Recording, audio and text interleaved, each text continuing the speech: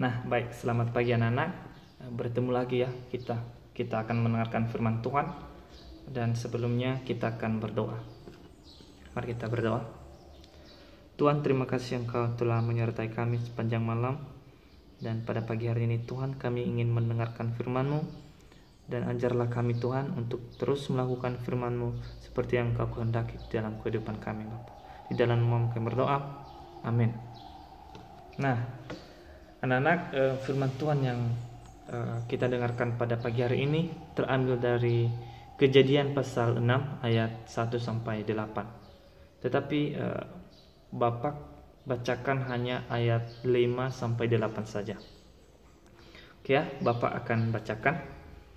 Ketika dilihat Tuhan bahwa kejahatan manusia besar di bumi, dan bahwa segala kecenderungan hatinya selalu membuahkan kejahatan semata-mata, maka menyesallah Tuhan bahwa Ia telah menjadikan manusia di bumi, dan hal itu memilukan hatinya.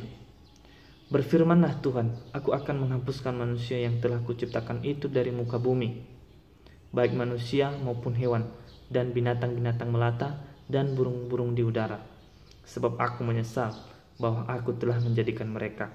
Tetapi Nuh mendapat kasih karunia di mata Tuhan.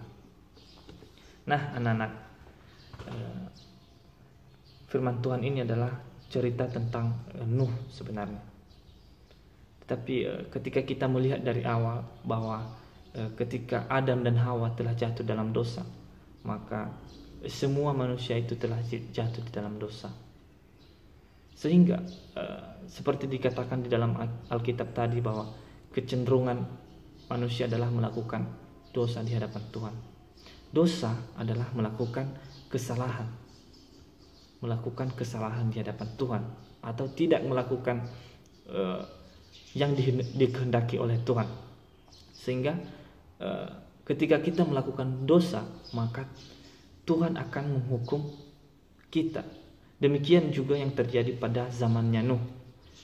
Pada zamannya Nuh ini, orang-orang di sekelilingnya, orang-orang di dunia itu terus melakukan kesalahan seperti membunuh, mencuri, dan sebagainya. Segala kejahatan selalu terjadi ketika zamannya Nuh. Sehingga Tuhan ingin memusnahkan mereka semua.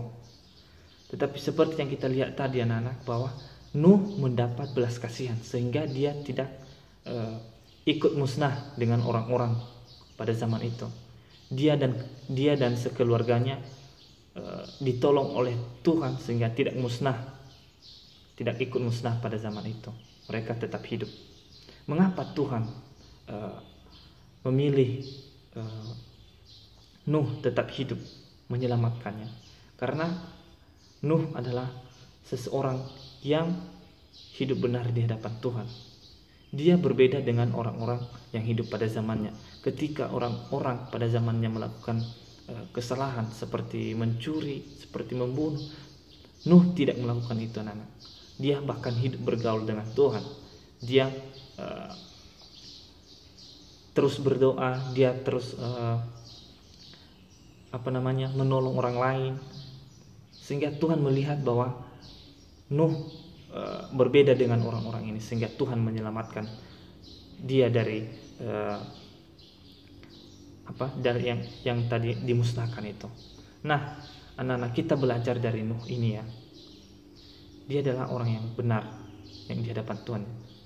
Coba anak-anak bayangkan, apakah anak-anak pikirkan, apakah anak-anak hidup benar di hadapan Tuhan, selalu melakukan yang benar di hadapan Tuhan, tidak berbohong, tidak mengejek teman, selalu mendengarkan kata orang tua ataupun guru sekolah.